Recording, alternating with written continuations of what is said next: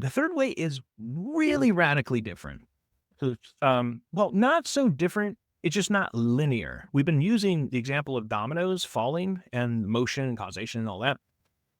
It's going to follow that, but it's not going to be linear. Okay. So let's start out with premise one. We find in nature things that are possible to be and not to be. Okay. This requires an explanation as to some terminology. So a contingent, something that's contingent, right? Something that's contingent means something that could either exist or not exist. That's what he's saying here. Something that is contingent, okay? Something that either exist or not exist. Like I am contingent because I could just as well just not be here. The trees outside my window are contingent. You know, if the seed or acorn or whatever fell a different way or rolled down the hill or got picked up and eaten by a bird, it would not exist. The tree would not exist there. So actually, most things in the universe, especially in the natural world, are contingent. They can either be or not to be. And then he says this, that come into being and go out of being. That's just what it means by definition to be a contingent being. Okay. So this first premise, as long as we understand, maybe first learning the word, but once we understand what contingent means, we can all agree that there are some things in the world that are contingent, things that can either exist or not exist, come into being, go out of being. That's just by definition of what it means to be contingent. So again, unobjectionable. I look out into the world. Again, it's an empirical starting point, which I appreciate. I look out into the world. I'm not just using my brain to do this, locked up in an ivory tower. I look out into the world. This is what I see. I see that some things are contingent. That's it. Now, the way the argument goes from there is different from the first two. He reaches an assumption. Now, this is a reductio ad absurdum argument. Let me write that here. Reductio ad absurdum. And, since you have access to the internet, maybe you can go and look at what a reductio ad absurdum is and the way it works. But basically, let me try to explain here. For a minute, forget that these are actually populated premises. Just imagine these are all blank so we can talk through them. I'm not highlighting the actual content of these. I'm just highlighting the lines. This is the way a reductio works. I start with an assumption and I have this whole indented portion right here. And to reductio ad absurdum, that means to reduce to the absurd. I eventually want to reach an absurd result. Or in other words, an absurd result in the sense of a contradiction. I want to assume something and I want to reach a contradiction. Why would I want to do that? Well, because by design, a nice way to argue with the reductio is you assume something you actually want to prove the opposite of. So strategically speaking, if you use reductio, you assume the opposite. So for example, if we use these all the time in informal reasoning. So for example, let's suppose I'm trying to prove to you that I'm married, right?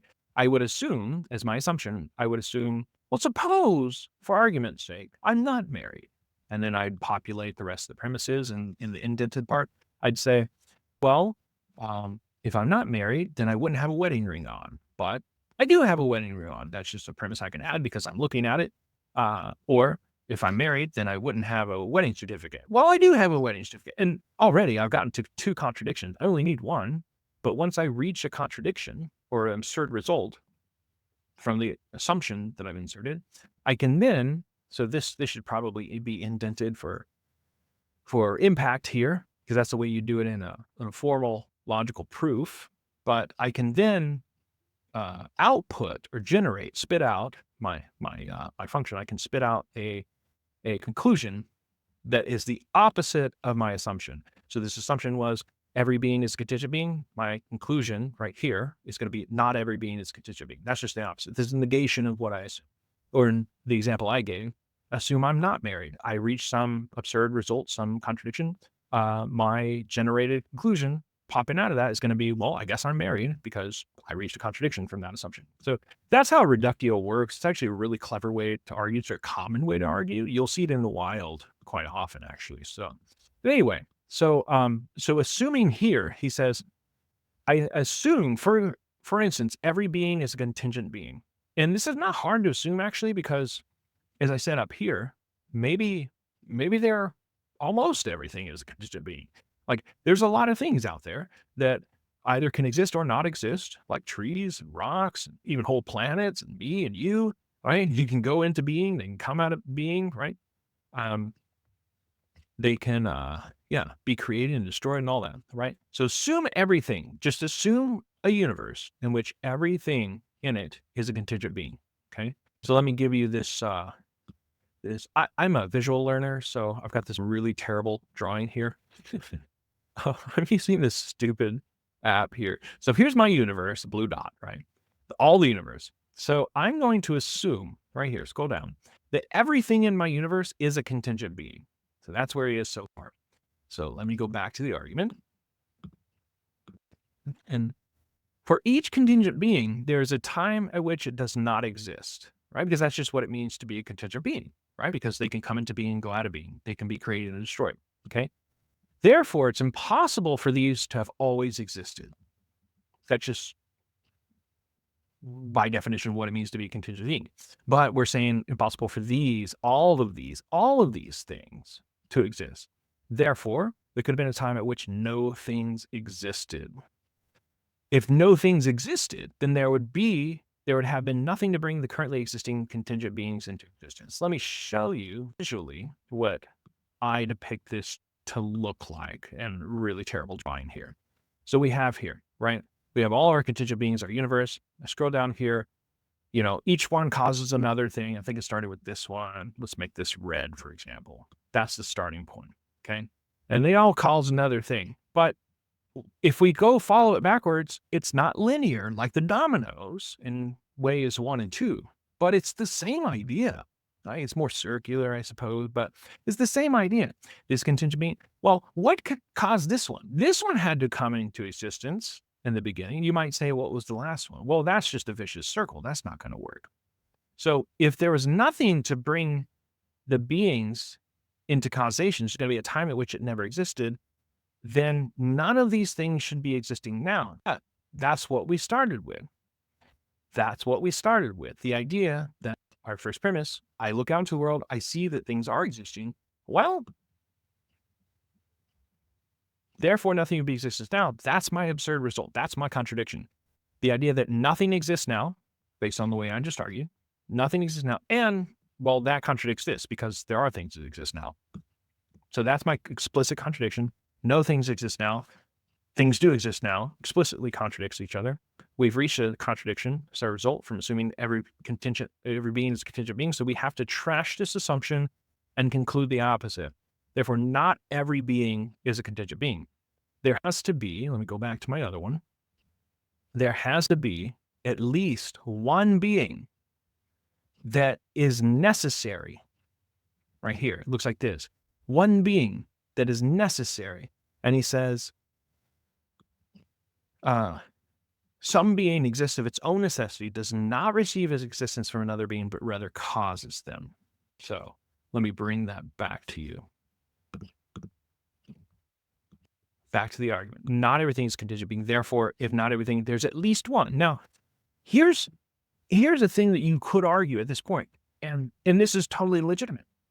This does not exclude or preclude the possibility of polytheism, because all this argument says is there must be at least one. He says some being exists. At least one thing is a necessary being, okay? And this is just by logic and reason using this. There has to be at least one being that is necessary. There could be more, right? It doesn't rule that out, not this argument.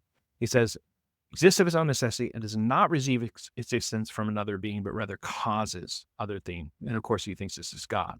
Now, again, if I were to think of attributes for this thing, now I know that this thing has to be a necessary being. And it's not unusual for something to have necessity, right? Well, I guess it is unusual because not everything has it. Very few things do have it, but there are things that do have it. Numbers have it, right? Like Like, for example, the number 3. The number 3 is a necessary. It's not a being. It does exist, so it has existence in that respect, but it's not a being. It's more like an object, right? So, but this is not the number 3 we're talking about, because again, like if I'm trying to infer attributes of what this thing would be, this necessary being, it probably also has agency in the sense that it is an actor. It can act, right? Because agency actually comes from the word agere in Latin, which means to act. So an agent just means somebody who acts. Why think that? Well, again, because 3 is a necessary object. The number 3, all mathematical objects are necessary. All mathematical truths are necessary. All logical truths are necessary. In other words, they can't possibly, 1 and 1 equals 2. That couldn't possibly be otherwise, as long as you understand what 1 and 2 mean. That's not contingent, in other words. But those things are truths that are necessary. They're not beings that are necessary. To have a necessary being means that it would act. Why not think this is the number 3 that could have? Well, because number 3 doesn't act. It doesn't do anything. It doesn't act upon. Like, I use the number 3 in computations and equations, but it doesn't act upon me in any sense. So yeah, it would not have volition. It would not have, because like a dead domino that is unactive at the very beginning, let's say, it has no acting power whatsoever. It's going to remain at rest. That's just laws of motion, right? So something that had to kick off the whole thing, this extraordinary chain of events to get to us today, that can't be just something like a number 3 that has no active power. So